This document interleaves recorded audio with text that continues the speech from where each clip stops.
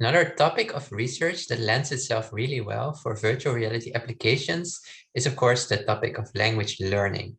And you can think of many benefits of using VR for language learning. For instance, it could allow you to learn a foreign language, a second language, in naturalistic environments. Rather than studying a language from a textbook, list of words, you could really immerse yourself in a different foreign environment and learn this foreign language there. So, of course, if you want to learn a language, one thing you could do is go to the country where this language is being spoken, interact with the people who are living there and learn this language in this way. But of course, you cannot always do this. You need to book a flight perhaps, or you need to travel there. You need to find a place to stay. It will take a lot of time. Of course, if you can recreate this foreign environment by using virtual reality, this may allow you to just stay at home, wear this virtual reality headset, be immersed in this foreign environment, but you could meet all sorts of virtual people who are speaking in this foreign language to you, really getting this foreign experience, really seeing the environment in which a language is being spoken and practicing in that way your skills. For instance, the vocabulary that you may want to acquire in this language that you want to learn.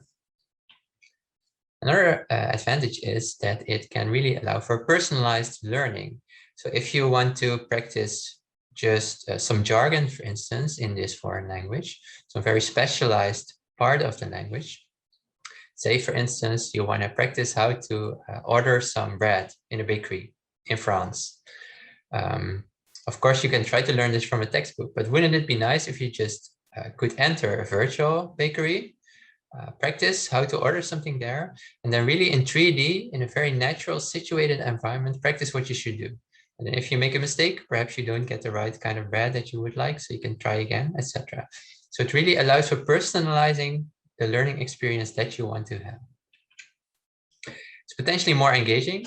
I think this type of VR learning is definitely more engaging than just reading a textbook with grammar rules and reading word lists, etc. is more fun, and perhaps therefore also it works better. You can stay motivated for a longer period of time than when you're just looking at this 2D textbook, for instance. And of course, it's always accessible. So if you have this VR headset at home, you can practice whenever you like. During the weekend, at night, you don't have to wait until, for instance, a foreign language teacher has time for you. You can just really tailor it to your own schedule. Of course, there are many aspects to languages to be learned. So for instance, the grammar is one part, but there's also the vocabulary, so the words that you want to learn. So one of the papers on the reading list for this week really relates to this second language vocabulary learning. And in this paper, you can read how this works and how this is most successful. And of course, we're talking about virtual reality now, but also in augmented reality, I think this could work very well. So for instance, you might remember from a couple of years ago, or because I've talked about this already before in this course, you might remember this Pokemon Go hype that used augmented reality based on your smartphone. So you would look through the camera of your phone, you would look at the real world, and all those kind of crazy Pokemons will be added to this.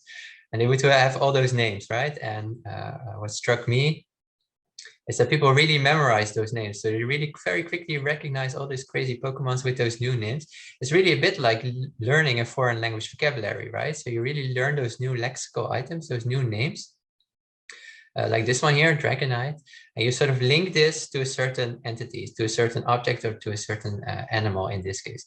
And this, in a way, could be very similar to learning foreign language vocabulary. So also there you could think of situations where in the real world, some digital elements would be added, paired with a certain name, with a certain label that you would have to acquire.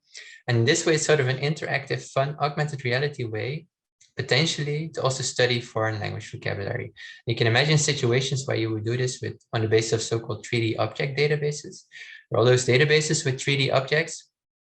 If you're a developer, if you're a maker, you could place those in all sorts of parts of the real world, add a certain label to it. So for instance, if you want to learn, let's say, French, then for instance, you would, as a maker, you would place this 3D virtual bike somewhere in the real world, paired with the French word for bike, say vélo. So a user would sort of walk through the real world, encounter this virtual bike in 3D, have a look at it, and for instance, be then presented with a French word for bike in a written form, for instance, but perhaps also in an auditory, in a spoken form. And in this way, learn in a sort of game-like way what words are for certain objects in a certain language. So I think also for augmented reality, it could be also as a very nice applications in the field of second language, foreign language learning.